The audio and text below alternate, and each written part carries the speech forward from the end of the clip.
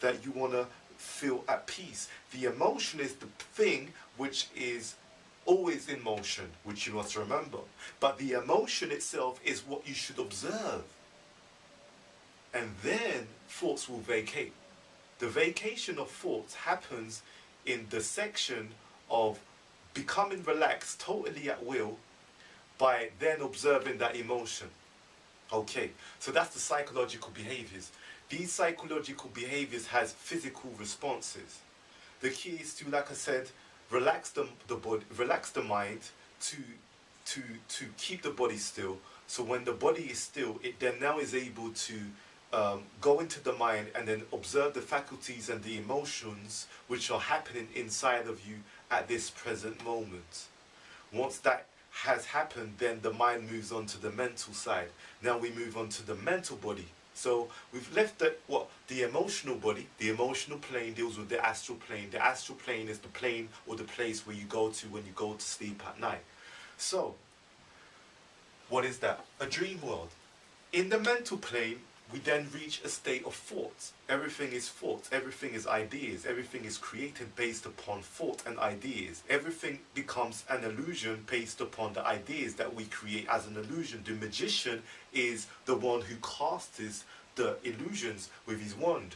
So the key of the magician is to project a thought, to act a thought. Now, as the mind becomes still, because the key is to find total peace, it doesn't just happen in 1 minute. It takes time to reach to that state of mind.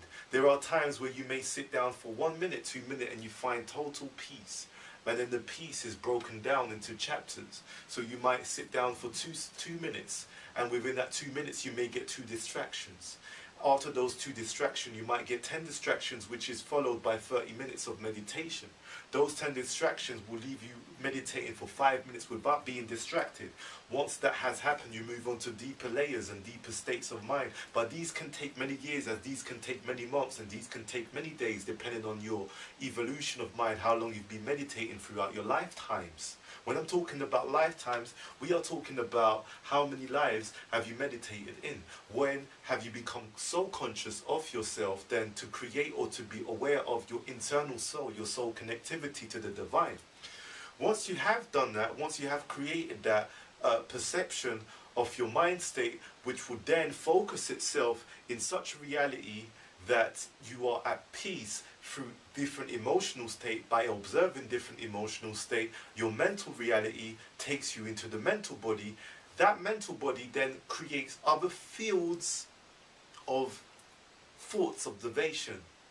Now, this is when your actual perception and thought actuality becomes clearer, because now what is happening is you're able to now get beyond the emotional mind, the emotional body, and get straight into the thought, the mental body. The mental body still has the elements within itself controlling it. So we got to remember first, before me talking about elements, what does it mean?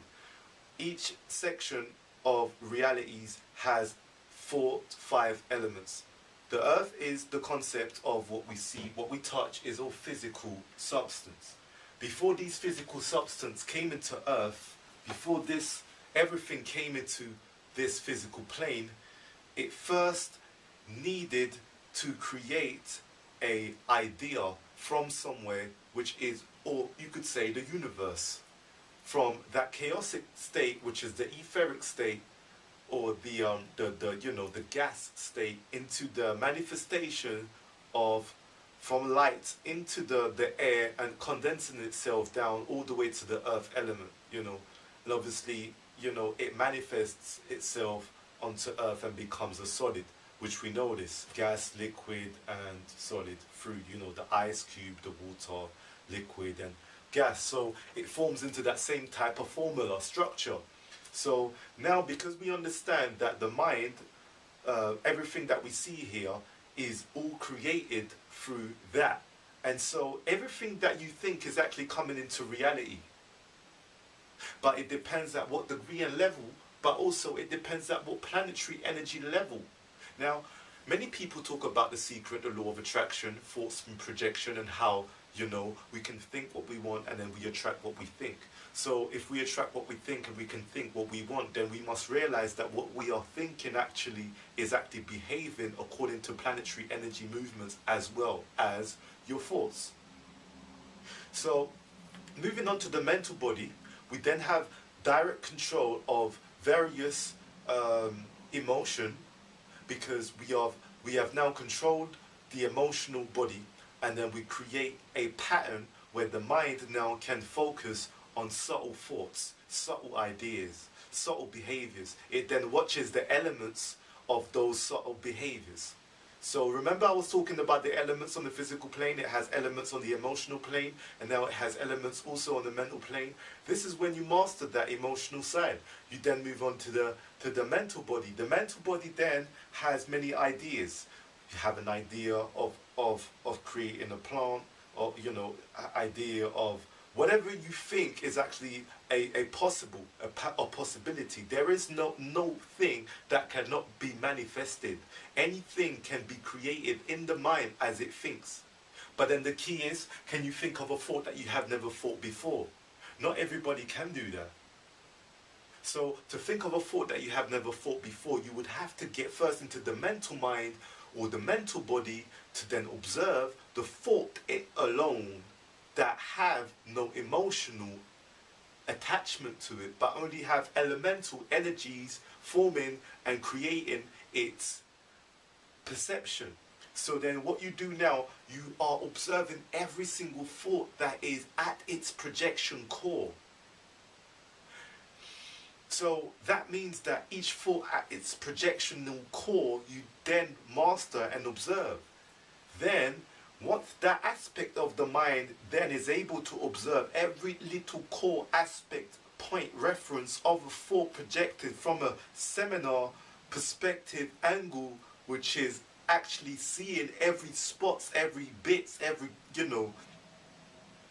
then it then reaches a state of stillness which is even deeper, because then that state of stillness is now seeing the aspect of the mental body which directly is affected from the place of intuition which the soul resides on, or would the soul give light to that which intuition is.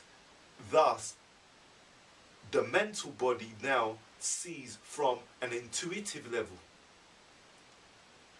So we mean that the soul sees the perspective of the mental body, emotional body and the physical body from an intuitive level by lighting, giving a torch frequency reference to its destination spot. So now we are becoming in tune with intuition, and the thinking mind not thinks with the mental body, but now thinks with the intuition, which then is the formula to reaching complete stillness.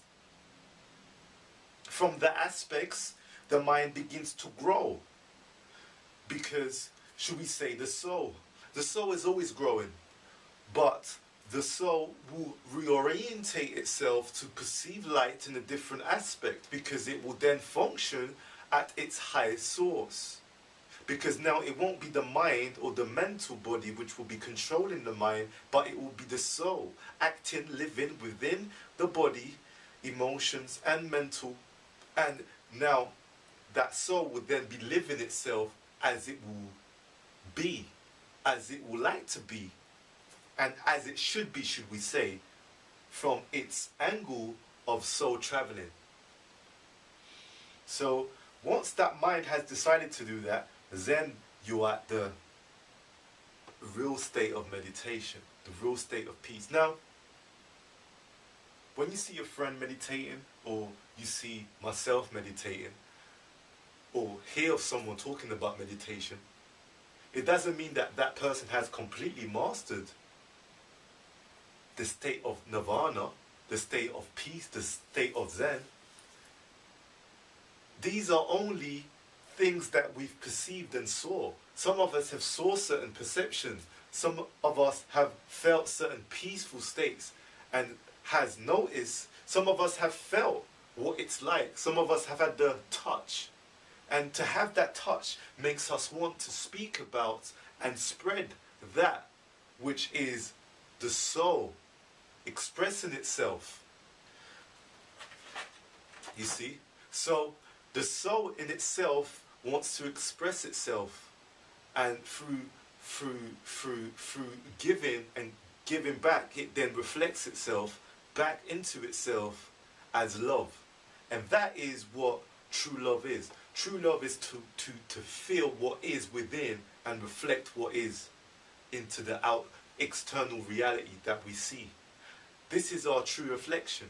And as we get more in tune and more connected with that source, the inner, the peaceful state, we then reflect our outer world and give it that state of emotion which needs that feeling of peace. So, to complete my short presentation, I would like to talk about why I so adorably, preciously talk about the benefits of crystals, organites, and all of those energy source of creation. Because the thing is, when you work with organites, when you work with crystals, when you wear various pendants like the scalar, immediately, I don't care what you think, immediately as you put this on, you leave it on during the day. Within the next 30 seconds, maybe not 30 seconds for some, but next 2 minutes or 10 minutes, there's a difference. There's a difference in how you interact. There's a difference in how you feel. There's a difference in your behavior. And those are energy crystals. Those are food. You know, in the ancient time, many people didn't need food to eat. They used to use crystals and energy source of light frequencies to tap into various pains in the body. That time has now gone, but what is happening is eventually, you know, we go through a state of sleep and a state of reawakening, because it's a state of, you know, a lunar cycle and a moon cycle, which takes us into different phases. And obviously the phase that we're going back into is the phase of, you know, reawakenment. And so those crystals, those elements are being brought back into life. And so when we take in those things, when we wear those things, they give us extra vitamins, they give us extra source of vitamin D's and E's, and they give us our natural electromagnetism, which we need to balance ourselves in this chaotic place. And as the mind is practicing and is becoming clearer, then you won't need to wear those things. Right now, you know, these things are needed to protect you, and not just protect you, but to also enhance your growth and enhance your, shall we say, your positive state of mind, your positive state of thinking. Because there is so many things to make us feel negative. The work we work at, the people we interact with, you know, there are so many people with different sorts of behaviors that we have to deal with on a day-to-day basis. And the way these things work, they attack those forces in different ways. So they allow your body to react in a different way. They allow your breathing to, because these work with ion. Ion works with air. Ions work with air. You know, when they say ions, negative ions and positive ions, we're talking about the air. How is the air affecting the ions? When there's a negative ion air surrounding you, you're affected by goods, by good source of air. So you're by wearing a pendant, you're actually connecting to the air energy, which is positive, but it's called negative ions, which is then reacting to you and within you to balance your field and how you breathe.